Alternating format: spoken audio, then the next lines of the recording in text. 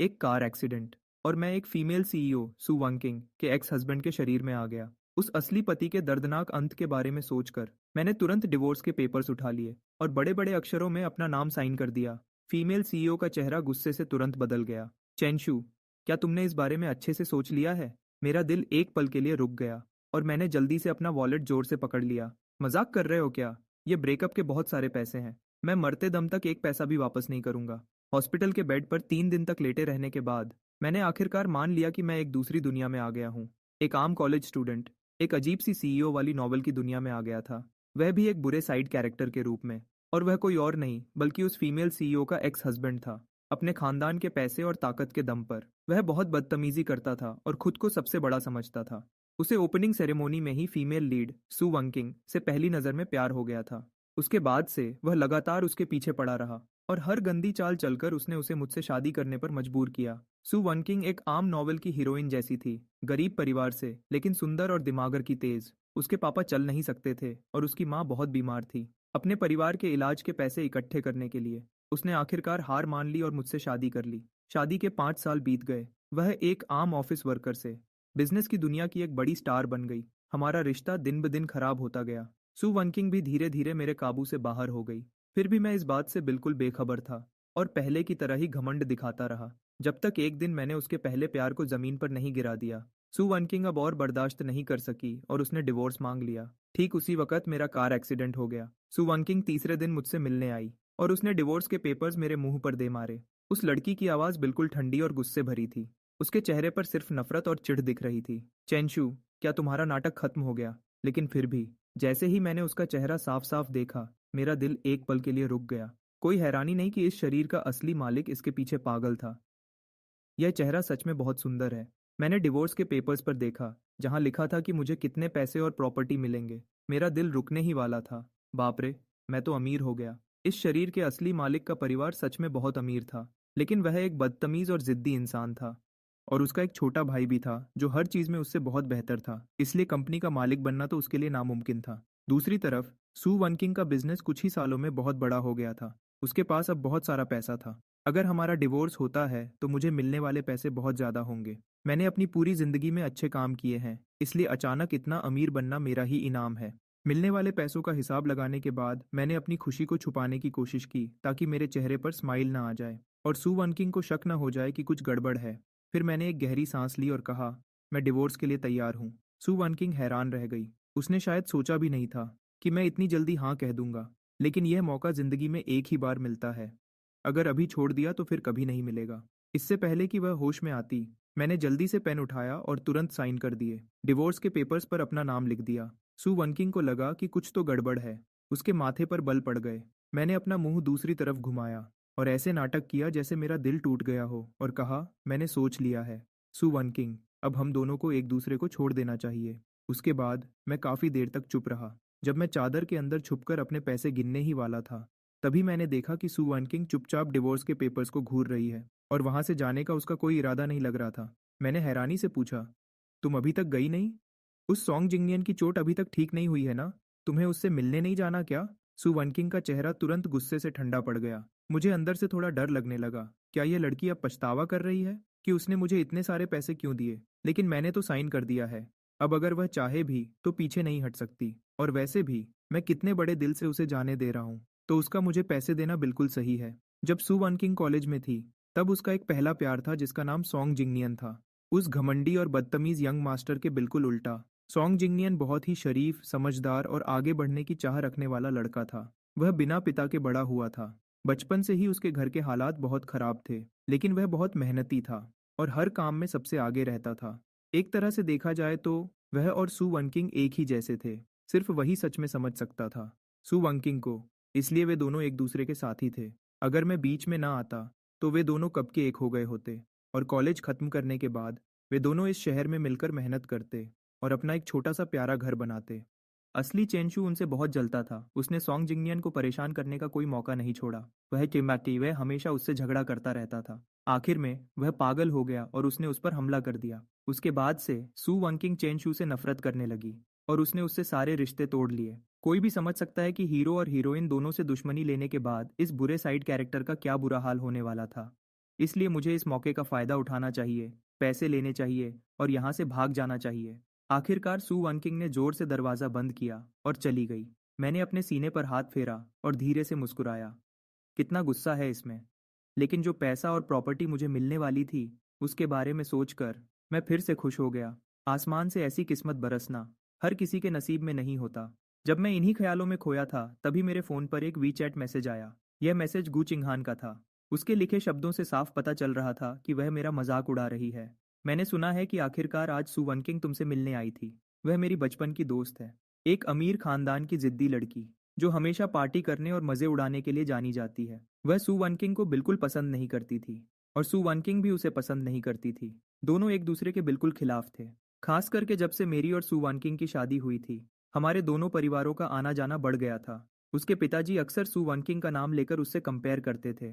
इस वजह से गू चिंगहान सू वनकिंग से और ज़्यादा नफरत करने लगी थी। वह मुझे डांटती थी कि मैं प्यार में अंधा हो गया हूँ और हमेशा मुझे बेवकूफ़ कहती थी। इस बार भी वह पक्का मेरा मजाक उड़ाने ही आई थी, लेकिन मुझे कोई फर्क नहीं पड़ता था। मैं तो अपना मिला हुआ मोटा पैसा गिनने में बिजी था। अब रोने का टाइम किसके पास है? मैंने थोड़ी देर सोचा और फिर डिवोर्स अग्रीमेंट की एक फ़ोटो खींचकर उसे भेज दी। आज से तेरा भाई सिंगल है। अब मुझे अच्छी सी पार्टी दे। गुचिंघन ने तुरंत मुझे फ़ोन किया और पहला सवाल पूछा, क्या तुम पागल हो गए हो? अपनी जुबान को संभालो। जैसे ही मैं हॉस्पिटल से डिस्चार्ज होऊंगा, हम सिविल अफेयर्स ब्यूरो जाकर इसे पक्का कर देंगे। अच्छा हुआ कि एक्सीडेंट ज़्यादा बड़ा नहीं था, बस सिर पर थोड़ी चोट आई है। मैं चाहता हूँ कि तुम मेरा साथ देने आओ। जू चिंघान थोड़ी देर के लिए चुप हो गई और फिर अचानक जोर से हंस पड़ी। ठीक है यंग मास्टर चैन, तुम क्या चाहते हो कि मैं तुम्हारा साथ कैसे दूं?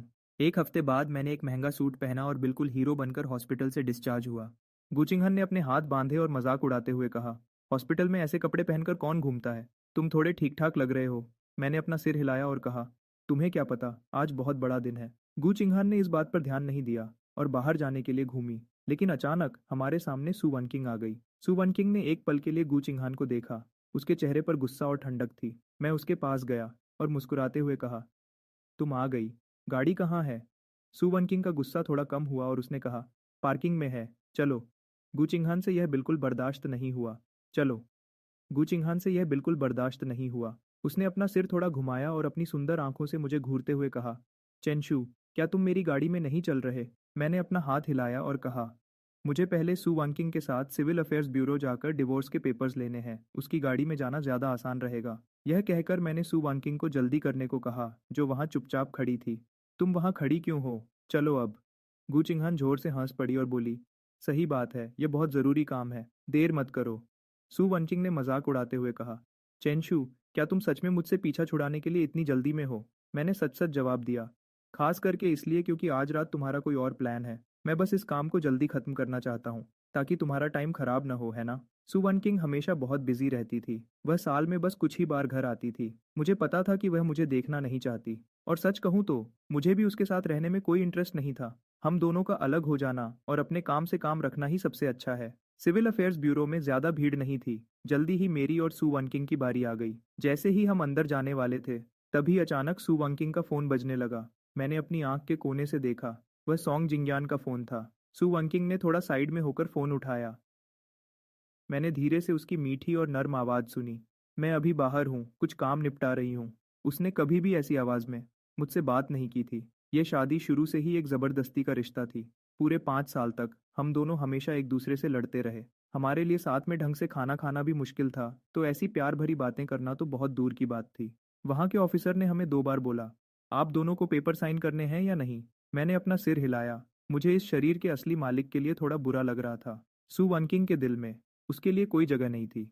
सू वंकिंग, मैंने आवाज दी। मैंने जोर से कहा, क्या इस बार हम पहले मेरा काम खत्म कर सकते हैं? सू वनकिंग हमेशा सॉन्ग जिंगयान को ही सबसे पहले रखती थी। इस शरीर के असली मालिक ने इस बात पर बहुत झगड़ा किया था, लेकिन वह हमेशा बेपरवाह और पत्थर दिल बनी रही। वह असली मालिक सच में बेवकूफ था, जो सोचता था कि वह सॉन्ग जिंगयान से जीत सकता है। यह तो खुद को दुख देने वाली बात थी। सू वनकिंग भी ऐसी ही थी। अगर वह इस बार मुझे पहले रखती, तो क्या वह जल्दी ही अपने सच्चे प्यार के साथ खुलेआम नहीं रह पाती? सू वनकिंग का चेहरा अचानक उतर गया।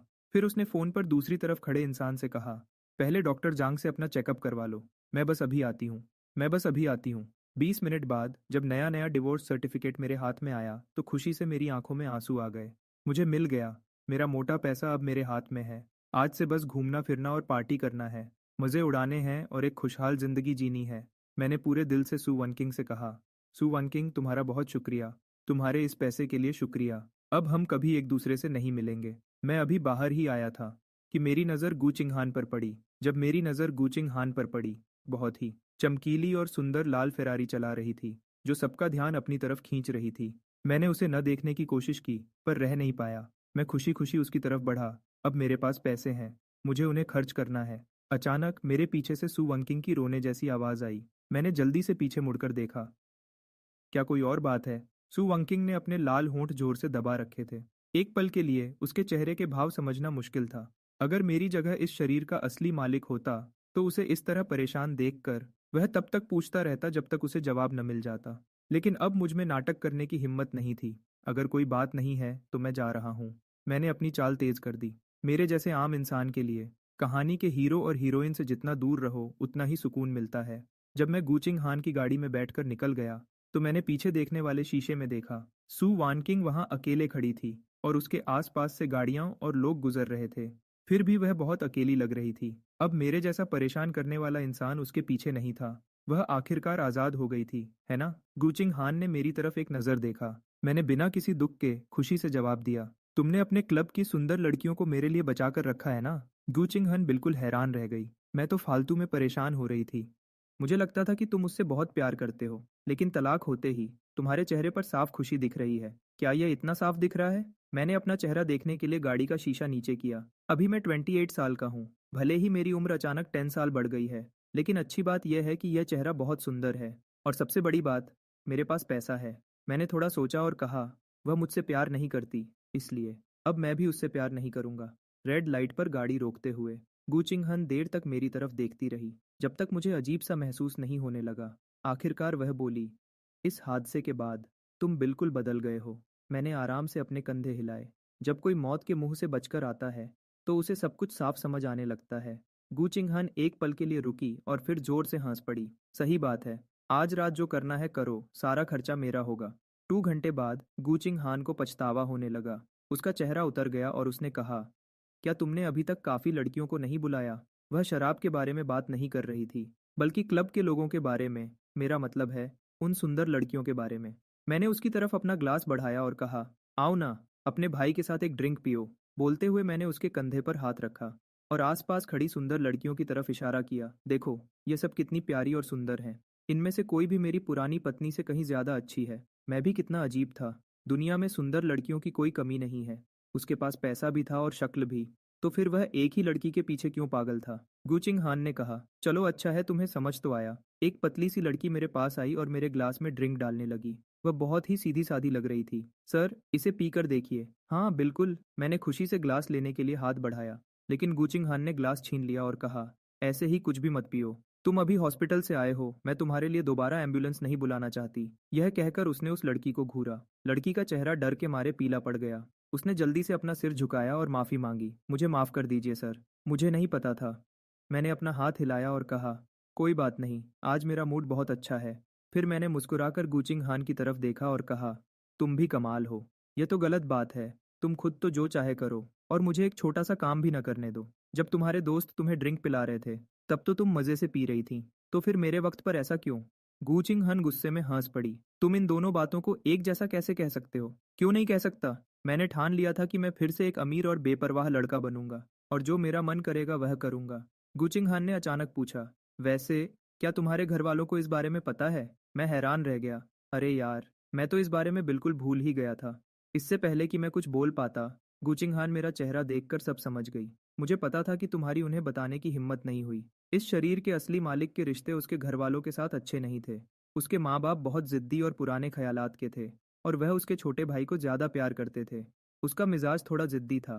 जब वह सू वनकिंग से शादी करना चाहता था, तो उसका अपने घर वालों के साथ बहुत बड़ा झगड़ा हुआ था। बाद में जब सू वनकिंग का करियर बहुत अच्छा चलने लगा, तो उसके घर वालों का बर्ताव पूरा बदल गया। वो बार बार उसे डांटते भी थे, सू वनकिंग के साथ उसकी लड़ाई को लेकर। साफ बात तो ये है कि इस बुरे सपोर्टिंग कैरेक्टर की पहले की जिंदगी बिल्कुल भी आसान नहीं थी। लेकिन जो भी हो, अब डिवोर्स के पेपर्स मेरे हाथ में हैं। अब डरने की क्या बात है? इसके बाद के दिनों में जिंदगी मेरी सोच से भी ज्यादा खुशहाल हो गई थी। मैंने काम वाली से कहकर सू वनकिंग का सारा सामान पैक करवाया और उसे वहां से भेज दिया। यह विला असल में शादी के बाद का घर था, जिसे इस शरीर के असली मालिक के माँ बाप ने उनके लिए खरीदा था। लेकिन सू वानकिंग को यहाँ रहना पसंद नहीं था। शायद इस जगह का कोना कोना उसे याद दिलाता था उस अपमान की जो असली मालिक की वजह से उसे झेलना पड़ा था। शुरू में वह ज्यादातर अपनी कंपनी में ही सो जाती थी। बाद में जब उसका करियर अच्छा चलने लगा तो उसने ऑफिस के पास एक अपार्टमेंट खरीद लिया। असली मालिक एक बार वहां गया था, जहां अचानक उसकी मुलाकात सोंग जिंगयान से हो गई। हालांकि सोंग जिंगयान ने तुरंत सफाई दी कि वह वहां सिर्फ बारिश से बचने के लिए थोड़ी देर के लिए रुका था। लेकिन असली मालिक के गुस्से को देखते हुए वह कैसे शांत रहता। उस वक्त उसकी और सू वानकिंग की बहुत बड़ी लड़ाई हुई। उन दोनों ने एक पूरे महीने तक एक दूसरे से बात नहीं की। आखिर में असली मालिक ही था जो इस बात को झेल नहीं पाया और उसने खुद ही पीछे हटकर समझौता कर लिया। इसमें उसकी क्या गलती थी जब उसकी आंखों और दिल में सिर्फ सू वानकिंग ही बसी थी। चलो, अब तो बहुत अच्छा है। ये बड़ा और आलीशान 3 मंजिला विला अब सिर्फ मेरा है। सू वानकिंग का यहाँ ज्यादा सामान नहीं था, लेकिन उसे साफ करने के बाद मुझे यह घर थोड़ा खाली लगा। इसलिए मैं तुरंत शॉपिंग करने निकल गया। फिर मैं अपनी पसंदीदा दुकानों पर एक राजा की तरह उंगली उठाकर सामान चुनने लगा। मुझे यह चाहिए और वह भी चाहिए, मुझे इनकी ज़रूरत नहीं है, बाकी सब मेरे लिए पैक कर दो। अभी करता हूँ मिस्टर चेन। स्टोर मैनेजर खुशी से खिल उठा।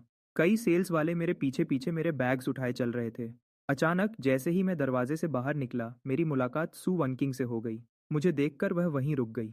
मैंने देखा कि सोंग जिंगयान ठीक उसके पीछे खड़ा था। लगता है उसके पैर की चोट अब काफी ठीक हो गई है। अब तो वह मॉल में घूम भी सकता है। सू वनकिंग ने अपना मुंह थोड़ा खोला और खुद ही बोल पड़ी, जल्दी ही इसकी माँ का बर्थडे है, इसलिए मैं इसे यहाँ गिफ्ट पसंद करने के लिए लाई हूँ। मैंने अपनी आंखें झपकाईं। वह मुझे ये सब क्यों बता रही है? मुझे इससे कोई फर्क नहीं पड़ता था, लेकिन तमीज के नाते मैंने बस अपना सिर हिला दिया। लेकिन इससे पहले कि मैं वहां से जाता, सोंग जिंगयान बोल उठा। वह थोड़ा शर्मिंदा दिख रहा था। मिस्टर मिस्टर चेन, मुझे माफ कीजिएगा, मेरा पैर अभी पूरी तरह ठीक नहीं हुआ है, इसलिए मुझे सू वंकिंग से मदद मांगनी पड़ी ताकि वह मुझे यहाँ ला सके। मैंने देखा कि आपने काफी सारा सामान खरीदा है, क्या यह उठाने में थोड़ा भारी नहीं है? क्यों ना सू वंकिंग को आपकी मदद करने दें, मैं खुद ही संभाल सकता हूँ। इसकी बातें सुनो, बात करने का क्या तरीका है? इस बात से उसने सू वंकिंग को याद दिलाया कि मैंने ही उसे धक्का दिया था, और साथ ही यह भी जता दिया कि मुझे जलन नहीं होनी चाहिए, और बड़ा बनते हुए सू वंकिंग से मेरी मदद करने को कह रहा है। मैंने मुस्कुराते हुए जवाब दिया, कोई ज़रूरत नहीं है, मेरी गाड़ी ठीक नीचे खड़ी है, और वैसे भी मेरे निजी मामलों में मिस सू को परेशान न करना ही बेहतर होगा। सोंग जिंगयान हैरान रह गया। क्या? मैंने भी हैरानी से सू वंकिंग की तरफ देखा। मिस सू, आपने अभी तक मिस्टर सोंग को नहीं बताया कि हमारा डिवोर्स हो चुका है। सोंग जिंगयान ने पूरे झटके के साथ सू वनकिंग की तरफ देखा। सू वनकिंग के चेहरे की मुस्कुराहट गायब हो गई। उसका चेहरा उतर गया। मुझे बातों का तमाशा बनाना पसंद नहीं है। तो वह मेरे जश्न मनाने पर ताना मार रही थी। मैंने तो बस कुछ डिवोर्स पार्टीज दी थी, बस इतना ही। क्या इसमें इतना चिढ़ने की कोई ज़रूरत है? सोंग जिंगयान ने बिल्कुल भी नहीं सोचा था कि उसे अचानक इतना बड़ा झटका लगेगा। उसका मुंह खुला का खुला रह गया और वह हकबकाते हुए बोला, वानकिंग, आपका और मिस्टर चेन का आपने मुझे क्यों नहीं बताया? उसकी आवाज़ सुनकर सू वानकिंग को आखिरकार याद आया कि वह अभी भी उसके पास ही खड़ा है। वैसे ये आदमी है कौन? थोड़ी देर रुककर उसने धीमी आवाज़ में सफाई दी, मैं आजकल बहुत बिजी थी। पहले मुझे टालने के लिए यह उसका सबसे पसंदीदा बहाना होता था। किसने सोचा था कि वक्त बदल जाएगा और सोंग जिंगयान के साथ भी बिल्कुल वैसा ही होगा। लेकिन आखिरकार हीरो और सपोर्टिंग कैरेक्टर में फ़र्क तो होता ही है। सोंग जिंगयान के लिए ये बातें बहुत बड़ी और खुशी की खबर थी। उसकी आंखें मेरे और सू वनकिंग के बीच घूमने लगीं। कुछ बार उसने एक शर्मिंदा चेहरा बनाया और कहा, मुझे माफ़ कीजिएगा। उसने एक शर्मिंदा चेहरा बनाया और कहा, मुझे माफ़ कीजिएगा, मुझे पहले नहीं पता था। मेरा ये बात उठाने का कोई गलत मतलब नहीं था। मिस्टर चेन, आप इस बात का बुरा तो नहीं मानेंगे ना? बिल्कुल नहीं। अब मेरा इस औरत से कोई लेना देना नहीं है। चलो, आप दोनों अपनी शॉपिंग एंजॉय करो। मेरे पास कुछ लड़कियां हैं जो मेरे बैग्स उठाने के लिए खड़ी हैं। ये काफ़ी भारी है। तभी सू वनकिंग अचानक बोल पड़ी, रुको, क्या? मैं पीछे मुड़ा। क्या कोई और बात है मिस सू? सू वनचिंग ने अपना माथा सिकोड़ा। ऐसा लगा कि उसे अभी भी आदत नहीं थी मेरे इस अचानक बदले हुए बर्ताव की। कल मेरी माँ ने कहा था कि तुम बहुत दिनों से उनसे मिलने नहीं आए। सू वनकिंग की आवाज़ धीमी हो गई। ऐसा लग रहा था कि उसे यह कहने में मुश्किल हो रही है, लेकिन उसके पास बोलने के अलावा कोई रास्ता नहीं था। अगर तुम्हारे पास टाइम हो तो प्लीज़ एक बार उनसे मिलने चले जाना। वह जिसकी बात कर रही थी वह उसकी माँ थी, जो किडनी की बीमारी से परेशान थी। सू वनकिंग के बिल्कुल उलट। उनकी माँ मुझे हमेशा बहुत पसंद करती थी, क्योंकि सू वनकिंग ने उन्हें कभी नहीं बताया था कि उसकी शादी मुझसे ज़बरदस्ती करवाई गई थी। उस बुजुर्ग औरत की नज़रों में मैं एक अमीर घर का लड़का था जो सू फैमिली को छोटा नहीं समझता था और सू वनकिंग से बहुत प्यार करता था। इसलिए वह मुझसे बहुत खुश रहती थीं। जब शुरू में हमारी शादी हुई थी, सू वंकिंग का दिल जीतने के लिए मैं हमेशा आगे बढ़कर उनकी माँ का ख्याल रखता था, ताकि उनका आशीर्वाद पा सकूं। मुझे पता था कि यह मेरा सबसे बड़ा हथियार था। सू वनकिंग एक बहुत अच्छी बेटी थी, जो अपनी माँ का कहना मानती थी। शायद इसी वजह से उसने मुझसे सारे रिश्ते आसानी से नहीं तोड़े थे। लेकिन आखिर में मैंने सॉन्ग जिंगयान पर हाथ उठा दिया और उसकी बर्दाश्त की हद को पार कर दिया। और इस तरह मैंने अपना आखिरी हथियार भी खो दिया। मैंने एक पल के लिए सोचा, फिर मैं मान गया। कल चलते हैं। आखिरकार उस बुजुर्ग औरत ने तो कुछ गलत नहीं किया था। सुवांकिंग ने चैन की सांस ली, फिर कहा, ठीक है, मैं कल सुबह तुम्हें लेने आऊंगी। मैं थोड़ा हंसा और अपनी गाड़ी की चाबी हिलाई। जरूरत नहीं है, मेरे हाथ पैर सलामत हैं। मैं खुद गाड़ी चला सकता हूँ। मिस सू को परेशान होने की कोई जरूरत नहीं है। सू वनकिंग और सॉन्ग जिंगयान दोनों के चेहरे एक साथ सुन्न हो गए। अगली सुबह जल्दी मैं नर्सिंग होम के लिए निकल गया। यह महंगा नर्सिंग होम शहर के बाहर था। वहाँ की सुविधाएं बहुत अच्छी थीं और वहाँ की सर्विस भी बहुत बढ़िया थी। इसलिए वहाँ का खर्चा भी बहुत ज्यादा था। मिस्टर चेन, आप आ गए।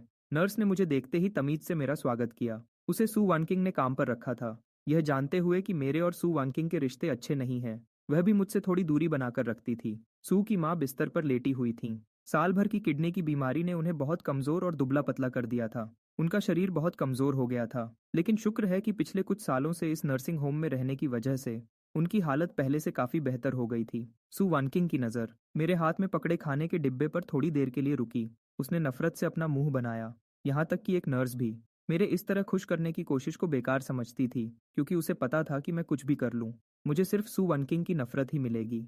चेंशु, सू की माँ ने मुझे देखा। उनके चेहरे पर एक प्यारी सी मुस्कान आ गई।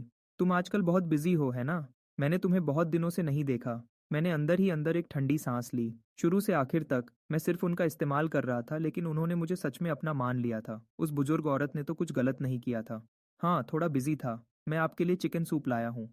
आप इसे बाद में थोड़ा पी लेना। सू की माँ ने फिर से मेरा हाथ पकड़ लिया। उन्होंने बहुत देर तक मुझे देखा और ध्यान से पूछा, क्या सू वानकिंग ने तुम्हें फिर से गुस्सा दिलाया? मैंने ना में सिर हिलाया, लेकिन सू की माँ को यकीन नहीं हुआ। उन्होंने मजबूरी में आह भरी। वानकिंग बचपन से ही जिद्दी है और वह हमेशा बातें अपने अंदर ही दबाए रखती है। अगर उसने तुम्हें दुखी किया है तो मुझे बताओ, मैं तुम्हारे लिए उसे डांटूंगी। मुझे और भी ज्यादा बुरा लगा। मैंने पहले उन्हें तलाक के बारे में बताने का सोचा था, लेकिन बात मेरे गले में ही अटक गई। मैं उन्हें यह बात कह ही नहीं पाया। मैं वहां रुका और सू की माँ के साथ खाना खाया और उनसे थोड़ी देर और बातें की। जाने से पहले मैं बहुत देर तक हिचकिचाया। आखिरकार मैंने बहुत मुश्किल से कहा, आने वाले दिनों में थोड़ा काम ज्यादा रहेगा, इसलिए शायद मैं आपसे रोज रोज मिलने ना आ सकूं। मैं पहले अपना आना जाना कम करूंगा, फिर कोई सही वक्त देखकर उन्हें बता दूंगा। शायद ऐसा करना ही सबसे बेहतर होगा। ये बात हमेशा के लिए तो नहीं छुप सकती थी। अगर मैं मान भी जाता तो भी सू वनकिंग इस बात को नहीं मानती। अगर मैं यहाँ बार बार आता तो उसे लगता कि मेरे दिमाग में अभी भी कोई चालाकी चल रही है। सू की माँ ने मेरा हाथ थपथपाया। उन्होंने धीरे से आह भरी। चेंशु, तुम बहुत अच्छे बच्चे हो। पिछली बार जो हुआ वह वनकिंग की गलती थी। चाहे वह मेरे सामने इस बारे में बात ना करे, पर मैं जानती हूँ कि वह अंदर से बहुत परेशान है।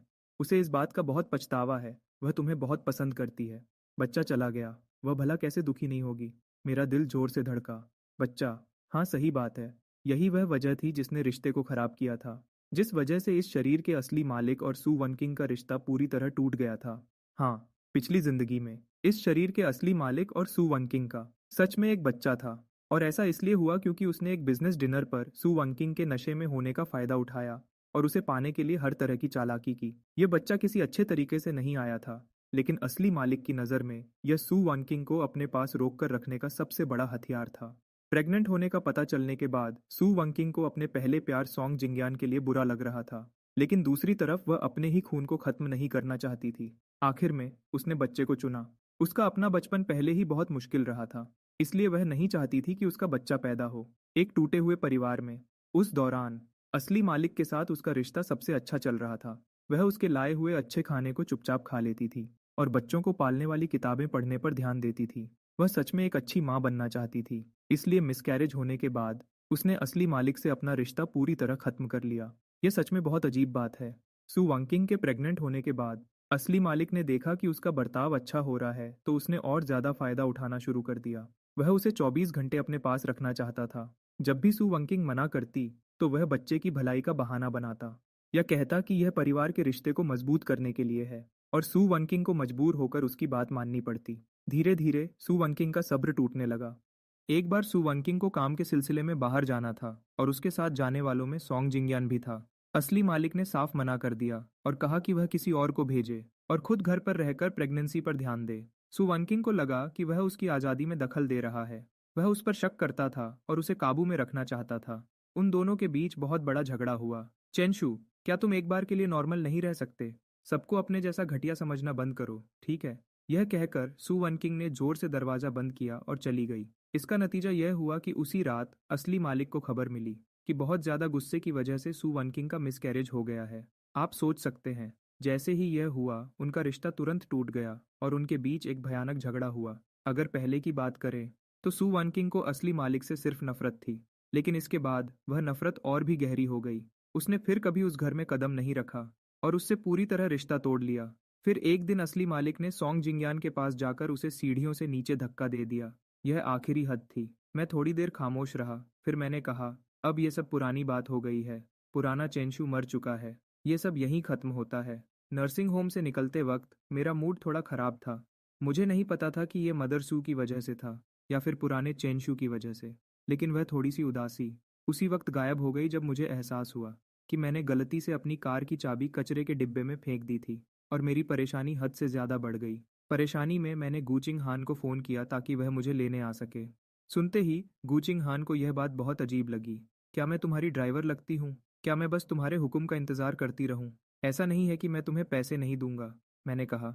गूचिंग हान, यह नर्सिंग होम बहुत दूर और सुनसान जगह पर है। यहाँ कोई टैक्सी मिलना नामुमकिन है। इसलिए गूचिंग हान न चाहते हुए भी गाड़ी चलाकर वहाँ आई। जब हम घर पहुँचे तो अंधेरा हो चुका था और सबसे बड़ी बात, बाहर तेज बारिश हो रही थी। बाहर तेज बारिश को देखते हुए मैंने थोड़ी दया दिखाई और गूचिंग हान को अंदर बुला लिया। मैंने उसे दूसरी मंजिल पर गेस्ट रूम दे दिया। अगली सुबह उम्मीद से पहले ही किसी ने दरवाजे की घंटी बजाई। मैंने आधी आंख खोली और नींद में ही दरवाजा खोलने चला गया। बाहर जो खड़ी थी वह कोई और नहीं बल्कि सु वनकिंग थी। वह बस कुछ बोलने ही वाली थी कि तभी सीढ़ियों से आने की आवाज सुनाई दी। गूचिंग हन की आवाज आई, जिसमें नींद से जगाए जाने का गुस्सा साफ पता चल रहा था। कौन है? सु वानकिंग का चेहरा तुरंत बिल्कुल ठंडा पड़ गया। उसका एक एक शब्द ऐसे निकल रहा था जैसे वह गुस्से में दांत पीस रही हो। लगता है मैं गलत वक्त पर आ गई। तुम दोनों को परेशान करने के लिए माफी चाहती हूँ। मैंने मन ही मन गुस्से से अपनी आंखें घुमाई। तो तुम्हें पता है कि तुमने किसी की नींद खराब की है, और वैसे भी ये कैसा बर्ताव है? ये मेरा घर है, ठीक है? तुम तो बस मेरी एक्स वाइफ हो।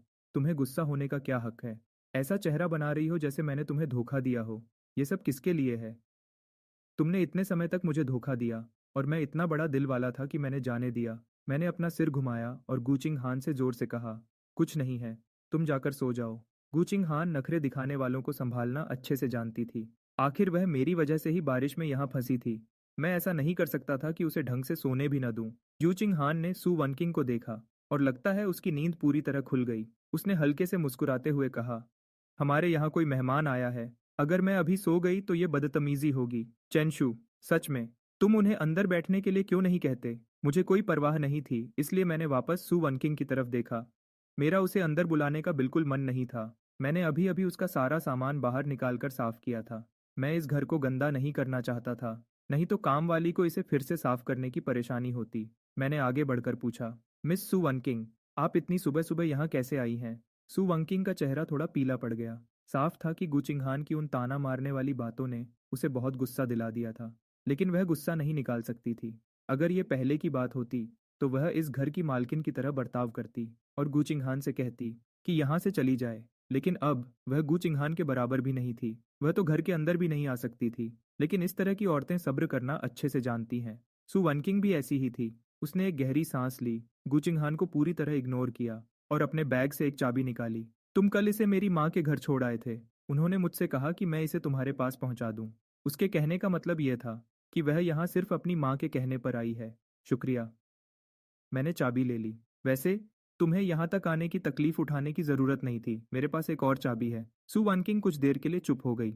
मैंने कुछ सेकंड्स इंतजार किया। मेरा सब्र अब खत्म हो रहा था। मैंने उसे आराम से याद दिलाया, मिस सु वानकिंग, क्या कोई और बात है? अगर सु वानकिंग जाने का यह साफ इशारा नहीं समझ पाती तो आज वह जिस मुकाम पर है वहां तक पहुंचने की उसकी सारी मेहनत बेकार जाती।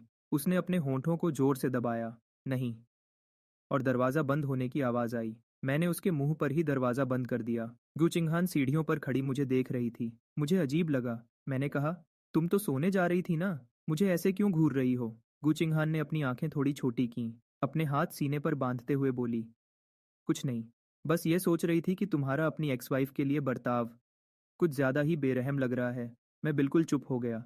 अगर तुम्हारे पास कहने को कुछ अच्छा नहीं है तो चुप रहो। गु चिंगहान ने अपनी ठुड्डी ऊपर उठाई। चेंशु, मुझे मत बताओ कि तुम नहीं देख सकते कि वह क्या सोच रही है। मैंने पलटकर पूछा। क्या सोच रही है? गु चिंगहान पीछे की तरफ झुकी और आलस से बोली, वह तुमसे मिलना चाहती थी। नहीं तो वह इतनी सुबह सुबह भागती हुई यहाँ कभी नहीं आती, सिर्फ एक कार की चाबी खुद देने के लिए। और जब उसने मुझे इस घर में देखा तो उसका चेहरा इतना खराब नहीं बनता। मैंने अपना सिर हिलाया। तो क्या हुआ? गु चिंगहान ने रेलिंग पर अपनी उंगलियां चलाईं और आराम से पूछा, तुम्हें कुछ महसूस नहीं होता? क्या महसूस होगा? क्या उसके वापस आने पर मैं एक कुत्ते की तरह उसके पीछे भागूं? मुझे यह थोड़ा मजाकिया लगा। गु चिंगहान ने मेरी तरफ देखा। उसकी आंखों में एक चमक थी। वह थोड़ी सीधी होकर खड़ी हो गई। मैंने अपने कंधे उचकाए। मुझे तो बस लगता है कि मैंने उसे तलाक देने में बहुत देर कर दी। अगर मुझे पहले पता होता कि वह कैसी लड़की है तो मैं उसे बहुत पहले ही छोड़ देता। मैंने बिना वजह अपना इतना वक्त खराब किया। गु चिंगहान ने शायद मेरे मुंह से ऐसी बात सुनने की उम्मीद नहीं की थी। उसने कुछ देर मुझे घूरा और फिर अचानक अपना सिर घुमाया और जोर से हंस पड़ी। बुरा नहीं है चंचू, आखिरकार तुमने थोड़ी समझदारी दिखाई। मुझे थोड़ा अच्छा लगा। मुझे थोड़ा अच्छा लगा। मैंने भी उसकी तारीफ करते हुए कहा, अरे बस करो, मैं तो अभी भी तुमसे बहुत पीछे हूँ। तुम तो इस खेल की असली खिलाड़ी हो, जो बिना किसी दाग के हर मुश्किल से निकल जाती हो। गु चिंगहान थोड़ी परेशान हो गई। मैंने तुम्हें कितनी बार बताया है, मेरा उन लड़कों के साथ कोई चक्कर नहीं है। मैंने तुरंत उसकी हाँ में हाँ मिलाई। मुझे पता है, मुझे पता है। मालकिन, आप तो बस दिखावे के लिए उनके साथ खेल रही हैं। आपको अभी तक आपका सच्चा प्यार नहीं मिला है। क्या सभी कहानियों में ऐसा नहीं लिखा होता कि नखरेबाज लड़की को आखिरकार अपना सच्चा प्यार मिल ही जाता है और वह अपने पुराने सारे हिसाब किताब को 10 गुना करके चुकाती है, 10 गुना करके चुकाती है। गु चिंगहान ने मुझे हैरानी से देखा और बस एक बात कही, मुझे पता था कि तुम जैसे बेवकूफ़ से बात करने का कोई फ़ायदा नहीं है। फिर वह वापस सोने चली गई। मैं दोपहर तक सोता रहा। जब पेट में भूख की वजह से मेरी आंख खुली तो मैंने देखा कि मेरे फ़ोन पर बहुत सारी मिस्ड कॉल्स और मैसेजेस आए हुए थे। यह सब इस शरीर के असली माँ बाप के थे। उन्हें देखते हुए मुझे समझ आया कि उन्होंने अचानक मुझे फ़ोन क्यों किया था। उन्हें सू वंकिंग के साथ मेरे तलाक के बारे में पता चल गया था। क्या तुमने और सू वंकिंग ने तलाक ले लिया? तुम आखिर सोच क्या रहे हो? मैंने तुम्हें कितनी बार बताया है, सू वंकिंग की कंपनी बहुत तेजी से आगे बढ़ रही है। हम तो उनके साथ बिजनेस की बात भी कर रहे हैं। अब जब तुमने ये कर दिया है तो हम क्या करेंगे? तुम अब बड़े हो गए हो। तुम अभी भी इतने गुस्से में फैसले क्यों लेते हो? ऐसे ही तलाक ले लिया। क्या तुम कभी किसी और के बारे में नहीं सोचते? तुम बहुत मतलबी हो। मेरा तुम जैसा कोई बेटा नहीं है। जो भी हो, वही सब पुरानी बातें बार बार लिखी थीं। मैंने उसे थोड़ी देर देखा और फिर ध्यान देना छोड़ दिया। मैं कुछ खाना ढूंढने बाहर गया था। खुशबू बहुत अच्छी थी। मैंने हैरानी से देखा, टेबल पर ढेर सारा अच्छा खाना रखा हुआ था और गु चिंगहान आराम से उस मजेदार खाने को खा रही थी। जू चिंगहान, क्या तुम्हारे अंदर थोड़ा भी जमीर नहीं है? अकेले अकेले खा रही हो? गु चिंगहान ने हैरानी से अपनी आईब्राव उठाई। क्या मैं तुम्हारे लिए भूखी रहूं? बहुत सही बात कही। बिल्कुल सही बोला। इस बात का जवाब देना मुश्किल था। मैं सीधा आगे गया और चॉपस्टिक्स उठा ली और अपना पसंदीदा फिश फ्लेवर्ड श्रेडेड पोर्क उठाया। बाकी सब बातों को छोड़कर गु चिंगहान को खाने की सच में बहुत अच्छी समझ है। उसके खास किचन से मंगवाया गया खाना पैक करवा कर लाने पर भी बाकी सब जगह से बहुत ज्यादा स्वादिष्ट होता है। जू चिंगहान अचानक बोली, तुम्हारे माँ बाप ने मुझे फोन किया था। उन्होंने कहा कि उन्हें तुमसे बात करनी है, लेकिन तुम फोन नहीं उठा रहे हो। मैंने ब्रेस्ड रिब्स का एक और टुकड़ा उठाया। मुझे पता है। गु चिंगहान ने एक पल के लिए अपनी चॉपस्टिक्स रोकी। उसने मेरे फोन की तरफ देखा। क्या तुम्हें उन्हें वापस फोन नहीं करना चाहिए? मैंने हाथ से इशारा किया। कोई जरूरत नहीं है। उन्हें बोलने दो। जो होना था वो हो गया। अब वह मेरा कुछ नहीं बिगाड़ सकते। तभी मेरे फोन की घंटी फिर से बजी। दूसरी तरफ से तुरंत चिल्लाने की आवाज आई, चेंशु, अभी के अभी सू युआनकिंग के पास जाओ। उससे कहो कि तुम गलत थे। उससे कहो कि तुमने गुस्से में ऐसा किया और उससे वापस शादी करने की भीख मांगो। उस तेज औरत की आवाज सुनकर मैंने अपना मुंह बनाया। मैंने फोन को अपने कान से थोड़ा दूर किया। रोमारे, इनकी हिम्मत तो देखो, कितने बड़े सपने देख रहे हैं। डांट खाना या सू युआनकिंग के हाथों मरना। मुझे अच्छी तरह पता है कि दोनों में से क्या ज्यादा बुरा है। चेंशु, क्या तुम मेरी बात सुन भी रहे हो? मैंने आखिरकार जवाब दिया। हाँ, मैं सुन रहा हूँ, लेकिन यह बहुत मुश्किल होगा। सीधी बात है, मैं यह नहीं कर सकता। दूसरी तरफ से वह और भी ज्यादा गुस्से में आ गई। चेंशु, क्या अपने माँ बाप से बात करने का यही तरीका है? मैं हैरान था। क्या तुमने पहले नहीं कहा था कि अब तुम्हारा कोई बेटा नहीं है? क्या तुम भूल गईं? दूसरी तरफ बिल्कुल खामोशी छा गई। ऐसा लगा कि वह और चिल्लाना चाहती थी, लेकिन मेरा सुनने का बिल्कुल मन नहीं था। जो भी हो, मैंने अपनी बात बिल्कुल साफ कह दी है। मैं बिजी हूँ, फिर कभी बात करेंगे। यह कहकर मैंने फ़ोन काट दिया और नंबर ब्लॉक कर दिया। यूचिंग हान ने यह सब होते हुए देखा, बिना किसी डर के आराम से किया गया काम। उसने तुरंत अपनी चॉपस्टिक्स नीचे रख दी। उसने मुझे ऊपर से नीचे तक देखा। बहुत अच्छे, चेंशू। अपनी पुरानी पत्नी को छोड़ना एक अलग बात है, लेकिन अब तुमने अपने माँ बाप के खिलाफ जाने की भी हिम्मत कर ली। मेरे मुंह में अभी भी मीट का एक टुकड़ा था। मैंने मुंह में ही जवाब दिया, जहाँ जुल्म होता है वहाँ लोग आवाज़ भी उठाते हैं। गुचिंग हान ने एक हल्की सी हंसी हंसी। वह थोड़ा आगे की तरफ झुकी। तो इस हिसाब से शायद एक दिन मेरी बारी भी आएगी। मैंने उसे थम्स अप किया और उसकी समझ की तारीफ की। मुझे उसके इस रिएक्शन पर बिल्कुल हैरानी नहीं हुई। वह इस शरीर के असली मालिक के साथ बड़ी हुई थी। वह अच्छी तरह जानती थी कि पुराना चेंशू कैसा था। जो चीज़ें मैं अभी कर रहा था, उसके हिसाब से उन्हें एक ही लाइन में कहा जा सकता था कि मैं बिल्कुल पागल हो गया हूँ। लेकिन अगर देखा जाए तो जो कोई भी इस मुश्किल में फंसेगा, वह भी पागल हो जाएगा। बिना किसी हीरो की ताकत के एक बुरा साइड कैरेक्टर बनना, इसका मतलब है कि जिंदा रहने के लिए जल्दी भागना पड़ेगा। ओह हाँ, मेरे लिए एक नई जगह ढूंढने में मदद करो। ये जगह बुरी नहीं है, लेकिन यहाँ लोग बार बार आकर परेशान करते हैं। ये बहुत परेशान करने वाला है। सिर्फ सू युआनकिंग ही नहीं, बल्कि इस शरीर के असली मालिक की फैमिली भी। उनमें से हर एक रिश्तेदार परेशानी खड़ी करने वाला है। मैंने आज उन सबके साथ अपना रिश्ता पूरी तरह से खत्म कर लिया है। कौन जाने कब वे मेरे दरवाजे पर आकर परेशानी खड़ी कर दें। मेरे पास उनसे निपटने का फालतू वक्त नहीं है। जूचिंग हान ने जवाब दिया, यह मुझ पर छोड़ दो। गूचिंग हान सच में एक अमीर खानदान की लड़की की तरह थी। भले ही वह अपना ज्यादातर वक्त खाने पीने और मजे करने में बिताती थी, लेकिन जब सच में जरूरत होती तो वह बहुत भरोसेमंद थी। अगले ही दिन उसने मुझे फ़ोन किया और कहा कि उसने शहर के वेस्ट साइड में एक विला पसंद किया है। पहला मालिक बाहर देश चला गया है। उन्हें जल्दी बेचना है। ये नया बना है और अभी तक कोई इसमें नहीं रहा है। तुम्हें सच में बहुत सस्ते में मिल गया। मैं उसके इस जल्दी काम करने से बहुत खुश था। उसी दिन मैं गूचिंग हान को अपने साथ ले गया, मालिक के साथ कॉन्ट्रैक्ट साइन करने के लिए। हमने बहुत जल्दी से नाम बदलवाया और साथ ही पुराने विला को बेचने के लिए भी डाल दिया।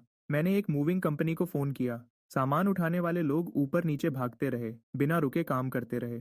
एक तरफ खड़े होकर देखते हुए मैं हैरान था। सिर्फ इस घर बदलने के दौरान ही मुझे पता चला कि असली मालिक के पास कितना सारा सामान था। क्या मुझे इन लोगों को इस सब के लिए अलग से पैसे नहीं देने चाहिए? मिस्टर चेन, इस बॉक्स में क्या है? ये बहुत भारी है। एक मूवर तीसरी फ्लोर से एक बड़ा डब्बा नीचे लेकर आया। डब्बा अच्छे से बंद था। बाहर से देखकर नहीं पता चल रहा था कि अंदर क्या है। जैसे ही मैं आगे बढ़कर देखने वाला था, मुझे अचानक एक फ़ोन कॉल आया। हेलो, सुनिए, क्या आप मिस्टर चैन हैं? मैं तीसरे पीपल्स हॉस्पिटल से बोल रहा हूँ। आपकी पत्नी अचानक सड़क पर बेहोश हो गई। क्या आप जल्दी से यहाँ आ सकते हैं? मैं हैरान रह गया। सू युएनकिंग बेहोश हो गई और उसे हॉस्पिटल ले जाया गया। आपने गलत इंसान को फ़ोन किया है। मैं उसका पति नहीं हूँ। दूसरी तरफ वाला इंसान हैरान हो गया, लेकिन पेशेंट के फ़ोन में जो नाम सेव था, मुझे अचानक याद आया। जब सू युआनकिंग प्रेग्नेंट थी, तब इस शरीर के पुराने मालिक ने जिद की थी कि वह अपने फ़ोन में उसका नाम बदले, चेनशू, बेबीज डैडी के नाम से। सू युआनकिंग उससे जीत नहीं पाई, इसलिए उसने उसे ऐसा करने दिया। मुझे उम्मीद नहीं थी कि डिवोर्स के कुछ समय बाद भी वह इसे बदलना भूल गई होगी। अब उसकी तबीयत कैसी है? पेशेंट शायद लो ब्लड शुगर की वजह से बेहोश हुई है। जान का कोई खतरा नहीं है, लेकिन उनकी हालत ज़्यादा अच्छी नहीं है। फिर भी आपको जितना जल्दी हो सके। ठीक है, मैं समझ गया। लेकिन मैं अभी थोड़ा बिजी हूँ। एक काम करते हैं, आप लोग उसके अभी के बॉयफ्रेंड सॉन्ग जिंगनियन से बात कीजिए और उसे फ़ोन कीजिए। उसका नंबर पक्का उसके फ़ोन कॉन्टैक्ट्स में होगा। आगे से अगर कुछ भी हो तो बस सीधे उससे ही बात करना। मैंने फ़ोन रख दिया और देखा कि लिविंग रूम में बहुत सारे डब्बे जमा हो गए हैं। इन सबको खोलने में कितना समय लगेगा? पहले सब कुछ अंदर रख देते हैं। जब मुझे खाली समय मिलेगा तब मैं इसे ठीक से रख दूंगा। अच्छी बात यह है कि नया घर काफ़ी बिडिडिढ़ा है। मैंने हाउसकीपर से सामान को थोड़ा ठीक करने को कहा और फिर मैं कुछ गेम्स खेलने चला गया। मैं एक मशहूर बारबेक्यू जगह पर भी गया जो ऑनलाइन बहुत ट्रेंड कर रही थी। स्वाद बुरा नहीं था और वहाँ का डेकोर भी बहुत बढ़िया था। मैं कुछ फ़ोटोज़ खींचने से खुद को रोक नहीं पाया और उन्हें अपनी टाइमलाइन पे पोस्ट कर दिया कैप्शन लिखा, चेक्ड इन, एक और दिन मेहनत करने का। मैंने बीच में अपनी एक बहुत ही हैंडसम सेल्फी भी डाल दी। मेरे दोस्तों ने पोस्ट पर लाइक्स की बारिश कर दी। यहाँ तक कि गूचिंग हान ने भी, जो एक आलसी लड्डुडकी है और सोशल मीडिया पर बहुत कम आती है, एक कमेंट किया, ये जगह काफ़ी अच्छी है। मैंने रिप्लाई किया, क्या तुमने यहाँ खाना खाया है? गूचिंग हान ने घमंड से रिप्लाई किया, बिल्कुल, ये रेस्टोरेंट मैंने ही खोला है। मेरे पास कोई शब्द नहीं थे। उसने एक बार फिर मेरे सामने अपना रोब झाँध दिया, लेकिन जिसकी मुझे उम्मीद नहीं थी वह यह था, सॉन्ग जिंग्यान ने भी मेरी पोस्ट पर कमेंट किया था। वह ऊपर से तो बड़द्धा तमीज़दार बन रहा था, लेकिन अंदर ही अंदर वह मुझसे सवाल पूछ रहा था और रोब झाँध रहा था, जैसे वह खुद को मुझसे बहुत बड़ा समझता हो। चेंशू, भले ही तुम्हारा और वांगचिंग का डिवोर्स हो गया है, लेकिन वह अभी हॉस्पिटल में है। तुम उसे देखने तक नहीं आए। क्या यह सच में ठीक है? जैसे ही यह कमेंट आया, मेरा सोशल मीडिया तुरंत हिल गया। सू वांकिंग से मेरे डिवोर्स की खबर सिर्फ कुछ ही लोगों को पता थी। मैंने तो अभी तक अपने डिवोर्स की पोस्ट भी नहीं लिखी थी, और यह यहाँ आकर मुझे सही और गलत का ज्ञान दे रहा है।